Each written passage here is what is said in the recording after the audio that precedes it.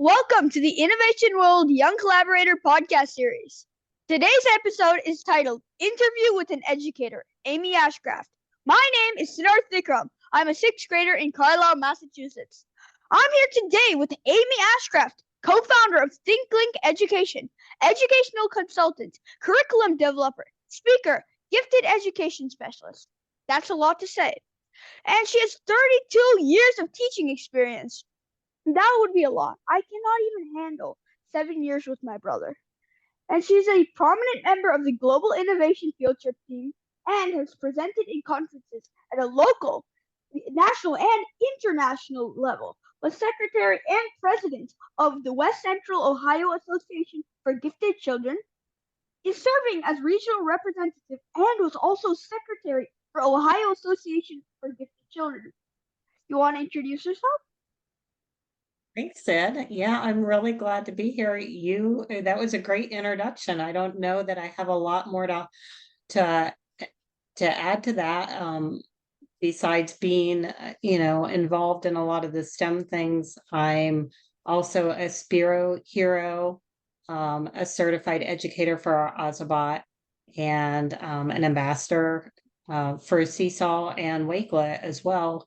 That kind of helps me in my teaching, just keep up on all the latest things that are coming out in STEM education. Wow, you do a lot of things. So let's get started with our questions. So tell us how you first got interested in being an educator. Well, unfortunately, this isn't a really exciting story because I feel like I've always been blessed and it's just what I always wanted to do. From the time I was young, I was interested in teaching and being around kids and helping others. And that love just never really changed. When I got into, junior high and high school, I would help my teachers. I would go down to classrooms and younger grades and help those kids. When I got older and I became a lifeguard and I taught swimming lessons, I would babysit. It was just, I always wanted to be around helping younger kids. So it just never changed. I always wanted it and I just went straight through. So it's just been always a love of mine. Wow. So when you were young, you had a lot of support from teachers. Is that one of the reasons that you wanted to be an educator? I did have a lot of support from teachers and a lot of encouragement and a lot of good experiences, and that value made it a value to what I wanted to do. All right. So as I'm sure you know because you're you are one. You're a gifted intervention specialist educator. What is the difference between a regular educator and a gifted intervention specialist educator? That's another great question. Um, I was a regular educator. I started teaching second and third grade, and then was encouraged by a colleague to go back and get my master's. And I didn't know what I wanted to get my master's in. I thought I don't really want to be a principal, but I want to do something that's going to help the kids in my classroom. And a colleague of mine suggested learning more about gifted. And she's like, you always have a few gifted kids in your classroom, and it's important to be able to meet their needs and learn about how they learn. So that I thought that was a good point. So I went back and got my master's in gifted education and learned a lot of things about kids that have an advanced ability or potential in a certain area that I wasn't aware of. And it really made it good for my classroom teaching to be able to help and reach those kids. The same as, you have speech pathologists that help kids that need help with speech, or you have reading intervention specialists that specialize in helping kids with reading, or if you have someone that's um, hearing impaired, there are specialists for different areas. And I think sometimes kids with high academic ability don't always have their needs met because people aren't aware or haven't been taught about what they need. So from there, I ended up going into gifted full time and just teaching middle school gifted and then elementary gifted. and helping those kids and parents and teachers meet the needs of those kids. Um, so you feel like those kids need a more challenging schooling curriculum, and the regular school is not giving them that. So you need these gifted intervention specialists to do that. Yeah, and I think some teachers are doing their very best to give that to them. But if you're when you're in a regular classroom, you have a wide spectrum of abilities, and it's hard to sometimes meet all of the needs of all of those kids, because there's a lot of different levels. And having someone that can assist that specializes in that area can help, yes, challenge those kids, give them something different. It's not about giving them more work, more assignments, or making them longer. It's about challenging them where they're at and what they need with something different. How do you incorporate project-based learning on a daily basis? I think I did that naturally in teaching, probably before they called it project-based learning, because I like making learning real to kids. I like them to be able to see how subjects integrate into having to be able to do science and math and reading, all to kind of complete one project. Um, and I like it being something that is real and meaningful, whether it's creating a book that maybe is published or goes to younger kids, something that has a purpose, it has a meaning, and it's just not a teacher grading it and handing it back, because then kids are excited about it and they do higher quality of work. And I think they learn more from it. So have your students shown were they very happy when you first showed that you were going to be doing a project-based learning rather than another boring assignment with a textbook? I think so, because they have a lot more ownership to it, and um, they get a lot of say in their learning and how they do it. They help develop it, they help create it. And so I think yeah, they get a lot more excited about it. They can't wait to come back. The students I have once a week come to me. So they're always coming back the following week, like with new ideas, or they've worked on it during their other class time because they're so excited about it. So these project-based learning outside their extracurricular and the student's choice? Yes, I don't require it, but they're often out there doing it anyway because they want to do it. Yeah. So you see this excitement by the students that because you're going to be doing this project-based learning, and do you see this excitement being more than in other teaching methods?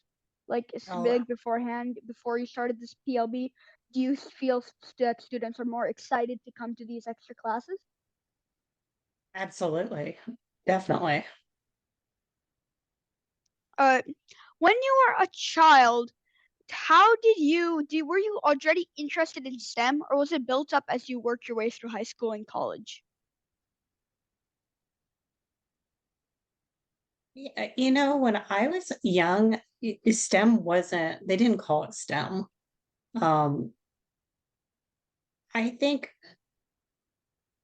I think STEM is something that has just always been interesting to me because it's hands-on, which is how I like to learn, and it's how I think kids learn well from it. Um, Most of the time it is. And that science, technology, engineering, and math is, again, integrating different subjects.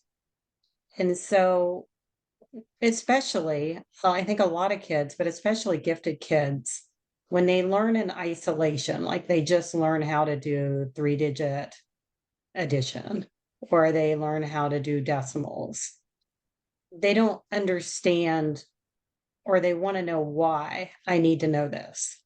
Why is it important? I'll never use this.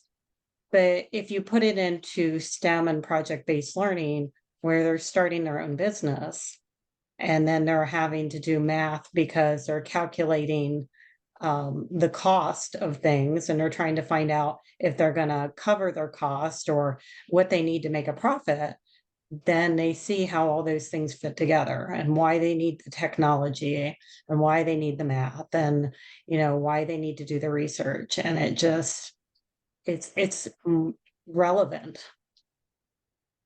Um, so do you think that adding STEM into your school curriculum makes the students have a lot more creativity?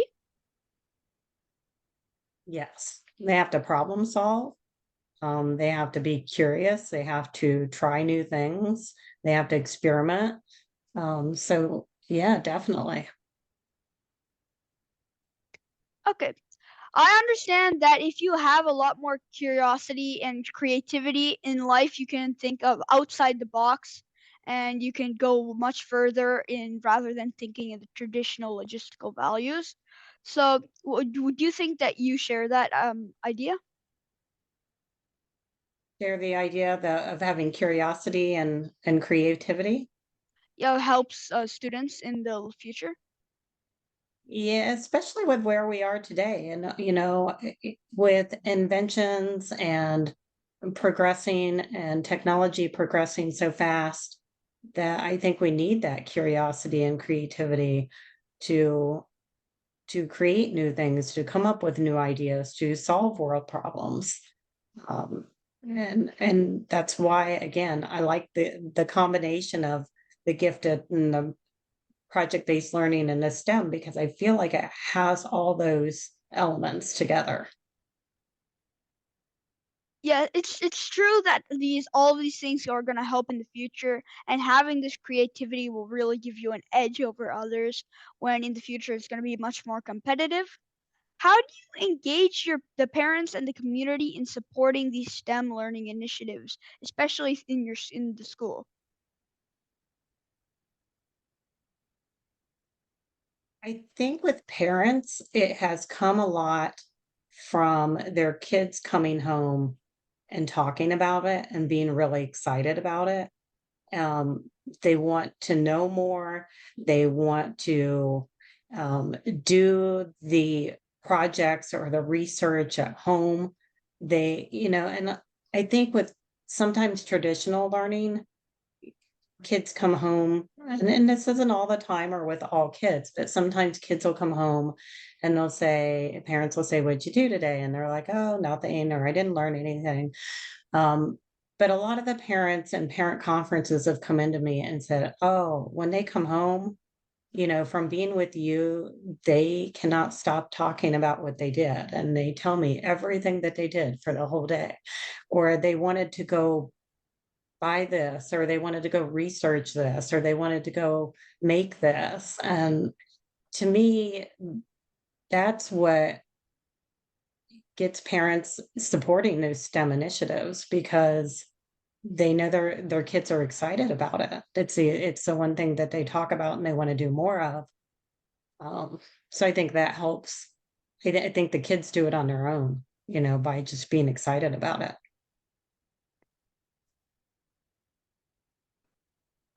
Give me a moment. I had another follow up. So, do these students the excitement that they go to their parents and the excitement that they give you, does that motivate you to continue doing all of these extra STEM activities? Yes. Sometimes when you're in the middle of teaching some of these things, you don't know how they're going to go, and they get kind of messy, and they sometimes don't go as you planned, or they end up being a lot of work and planning ahead of time. And there are times that I'm thinking, "Oh gosh, why am I doing this? This is a lot of work. This is really messy. This isn't how I planned it."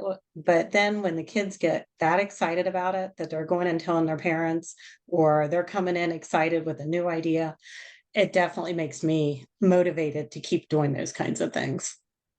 So to you, the excitement that the children have and how they want to go to the next class and how they chatter against with their friends against it rather than talking about something else, that really outweighs all of it'll be very hard to organize all this. So, and that's for a kind of follow-up question on How do you plan all of these STEM activities? Well, it's definitely not easy. It definitely takes a lot of time. I spend a lot of hours beyond a regular school day or on the weekends, doing things to get ready for it or figuring out a new way or learning something myself. But um, a lot of it comes from kids' interest. I'm fortunate enough to, yes, I have to align what I'm teaching to standards, but I do have some freedom in what I choose. So I can find out what's bothering kids or what they're interested in and kind of go with that. So that helps in the planning. I had a fifth grade class one year that just wanted to create kind of a calming space in the classroom and somewhere where if you got really frustrated or you were not getting along with someone, you would have a place or a space to go.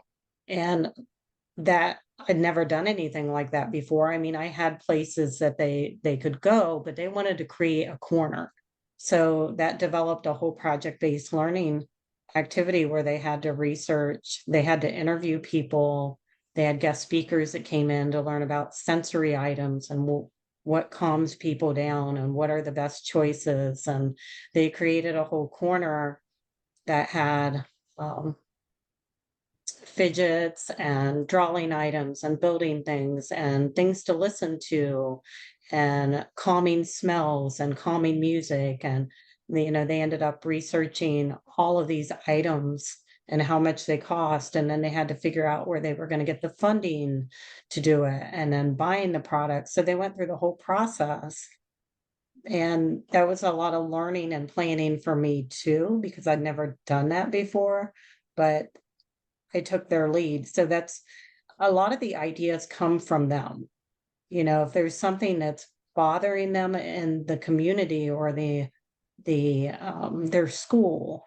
I even had a group one year that came back after spring break and they're like, just all the kids in our school are being mean. They're not being nice to each other. And I said, and they kept complaining about it. And I said, well, what are we going to do about it? How are you going to change that? What can you do? And they ended up creating kindness rocks that they painted and put messages on and they hid them around their school. So it's just listening to them and what's happening in their world and letting them, instead of complaining, you know, how can you make it better? And that's what I love. So it's not a don't wait for the change, be the change. You got it. So are the students mostly leading everything that's happening? Are you on the back of it, or is it all the students are getting all of the research done? So I would say I'm more the facilitator and trying to kind of uh, keep them on the right track as to so they don't go down a rabbit hole too far on one thing and never get to the next step. I kind of just try to guide them like we need to at least have this part of it done today, or we need to at least figure out who we're going to interview or figure out what products we're interested in purchasing and how much that's going to cost. So I kind of try to help them outline what they need to do and what they need to know, and then let them do the work. But yeah, more of a facilitator. For the gifted students, how do you foster a growth mindset in them rather in helping them embrace their mistakes and learn from failure rather than them, as people in my generation say, rage quitting? I am so glad you asked that question because that is really hard for gifted students. A lot of gifted kids that I teach and a lot have a lot of perfectionism. They like things to be perfect. And most of the time in their regular classroom setting, they are top of their class and they get everything right and they want to do everything right. Um, and that's great, but there also comes a time that sometimes you have to step out of your comfort zone and try something new, and it may not be perfect. And I've that's part of life. And that's what I try to set up an environment in my classroom where there's a lot of open-ended projects or tasks, that there's not one right way to do them, so that they can not know how to do it, but just kind of figure it out. Also, we do a lot of giving each other feedback, and we practice giving each other feedback in a kind, specific, and meaningful way. And just making sure that we celebrate when I try to make it a celebration when we fail at something, but we learn from it. Like if we don't make it or it doesn't turn out, what did we learn from this? And that's what education's all about, is learning.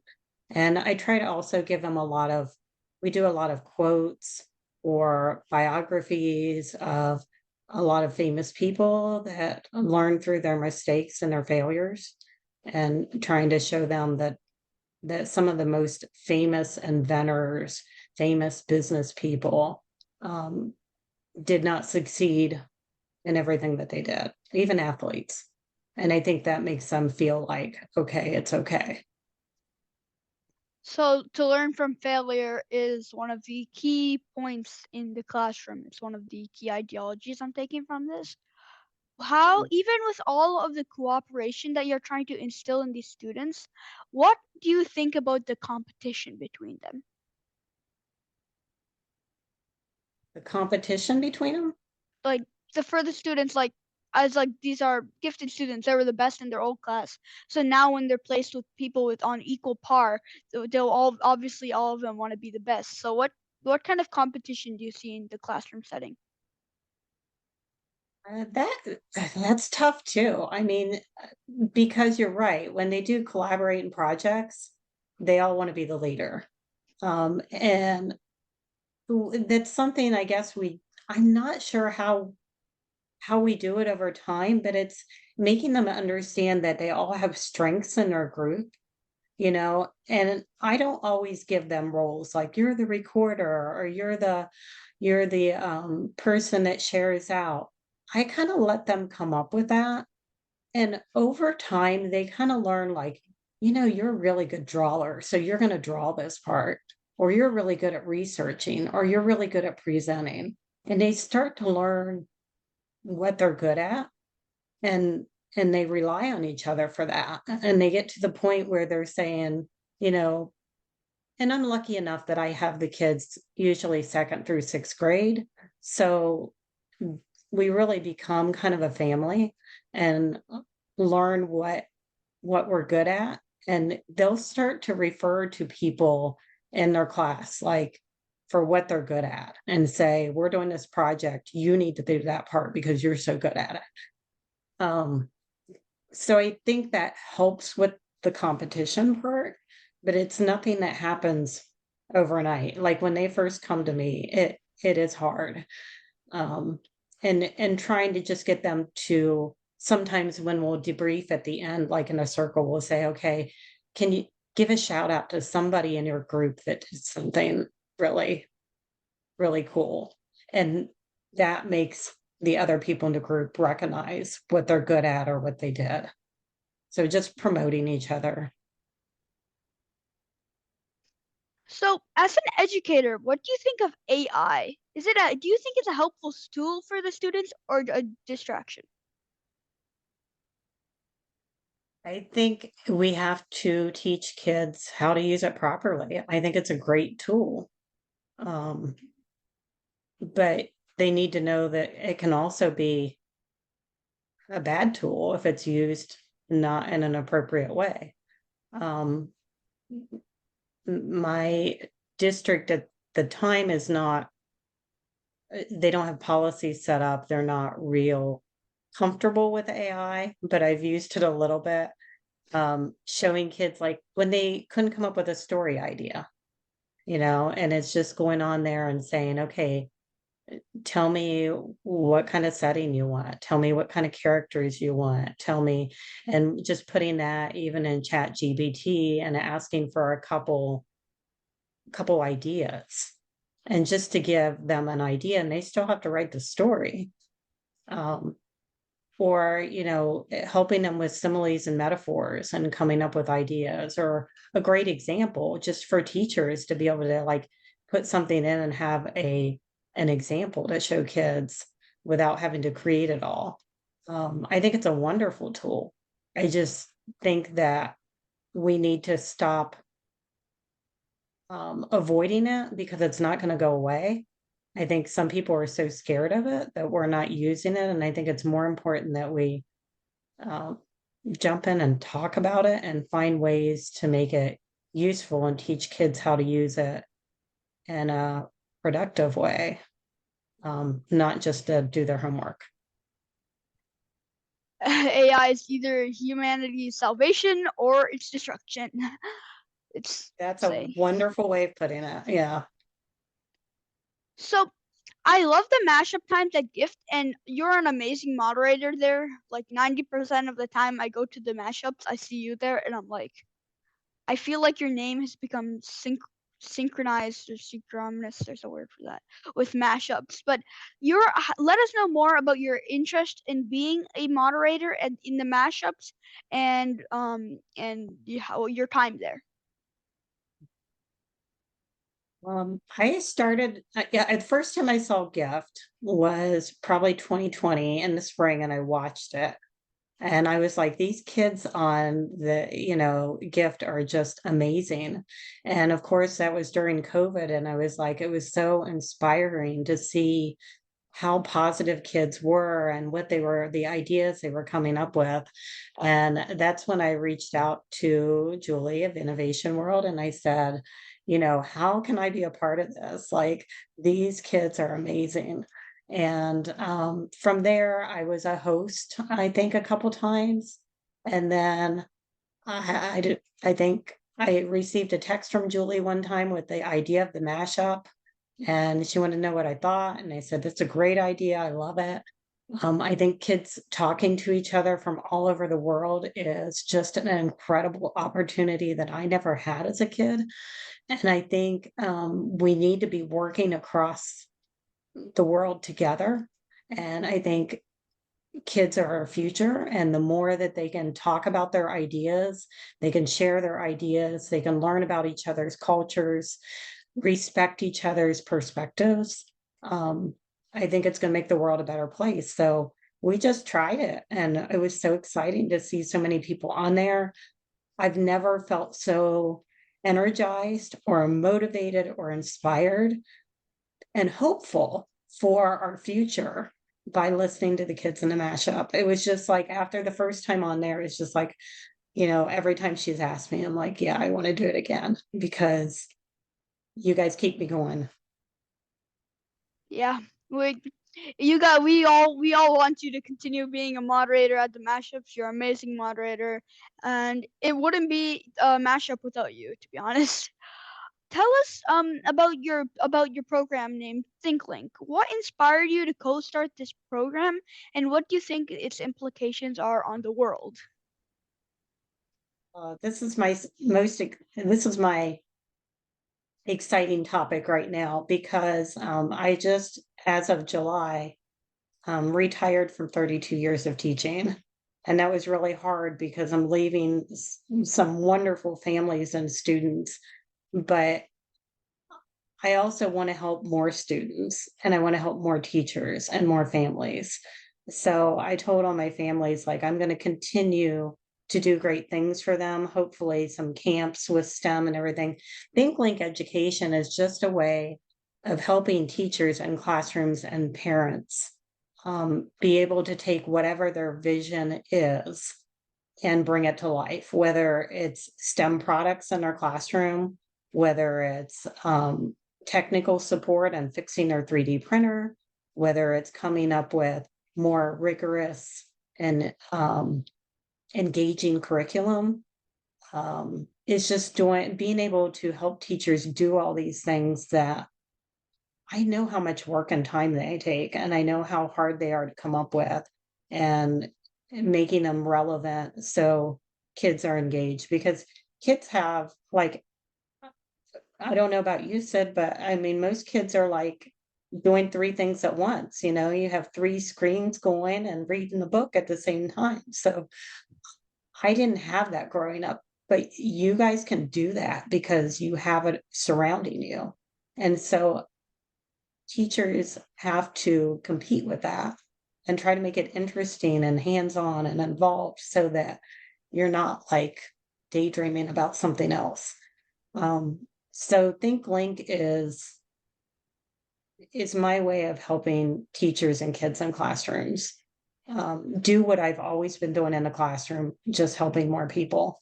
So we're really excited to start this business, and we're hoping to get, out there in the schools and to be able to help people, or if it's just homeschoolers, or if it's, parents and kids buying STEM kits off of our business and building at home and doing things that are interesting to them to be able to try new things and be curious, creative learners.